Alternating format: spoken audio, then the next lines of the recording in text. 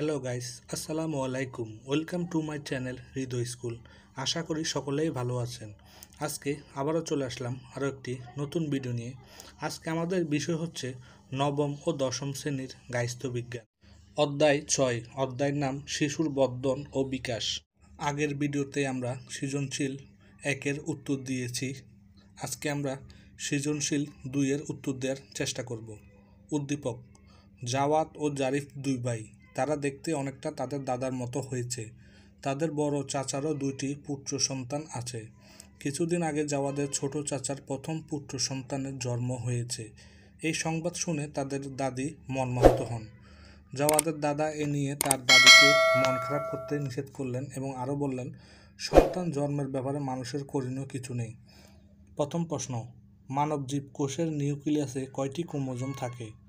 দ্বিতীয় প্রশ্ন: শিশুর বিকাশ বলতে কি বোঝায়? তৃতীয় প্রশ্ন: জাওয়াত ও জারিফ এক রকম দেখতে হওয়ার কারণ ব্যাখ্যা করো। এবং চতুর্থ প্রশ্ন: দাদার মন্তব্যটির যথার্থতা বিশ্লেষণ করো। তো চলুন আজকের প্রশ্নের উত্তরগুলো দেখে আসি।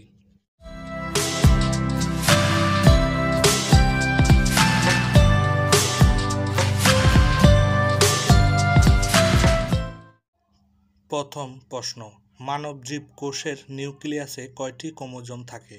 উত্তর: জনমানব জীবকোষের নিউক্লিয়াসে 23 জোড়া বা 46টি ক্রোমোজোম থাকে। দ্বিতীয় প্রশ্ন: শিশুর বিকাশ বলতে কি বোঝায়? উত্তর: বিকাশ মূলত শিশুর গুণগত পরিবর্তন। শিশুর বিকাশ বলতে দৈহিক আকার, আয়তন সহ আচরণ, দক্ষতা ও কার্যক্ষমতার পরিবর্তনকে বোঝায়। শিশুর মধ্যে এই পরিবর্তন অভিজ্ঞতা ও পরিপক্কতার মাধ্যমে অর্জিত হয়। বিকাশ মৃত্যু পর্যন্ত চলমান। তৃতীয় প্রশ্ন: জাওয়াত ও জারিফ এক রকম দেখতে হওয়ার কারণ ব্যাখ্যা করো। উত্তর: জাওয়াত ও জারিফ এক রকম দেখতে হওয়ার কারণ হলো বংশগতি। একটি শিশু জন্মসূত্রে তার পূর্বপুরুষদের কাছ থেকে যে বৈশিষ্ট্য পেয়ে থাকে তা হচ্ছে বংশগতি। এই কারণে দেহের গঠন, উচ্চতা, চুল, চোখ ও চামড়ার রং ইত্যাদি দৈহিক বৈশিষ্ট্য এবং বিভিন্ন গুণাবলী একেকজনের একেক রকম হয়। একটি শিশুর জীবনে বংশগতির সূচনা হয় মাত্র গর্ভ থেকে। এর প্রভাব সারা জীবন ধরে চলতে থাকে। বংশগতির কারণেই জাওয়াত ও জারিফ দেখতে একরকম এবং তাদের দাদার সাথে চেহারার অনেকটা মিল রয়েছে। চতুর্থ প্রশ্ন: দাদার মন্তব্যটির যথার্থতা বিশ্লেষণ করো। উত্তর: জাওয়াদের দাদার মন্তব্যটি সঠিক। জাওয়াত ও জারিফ দুই ভাই।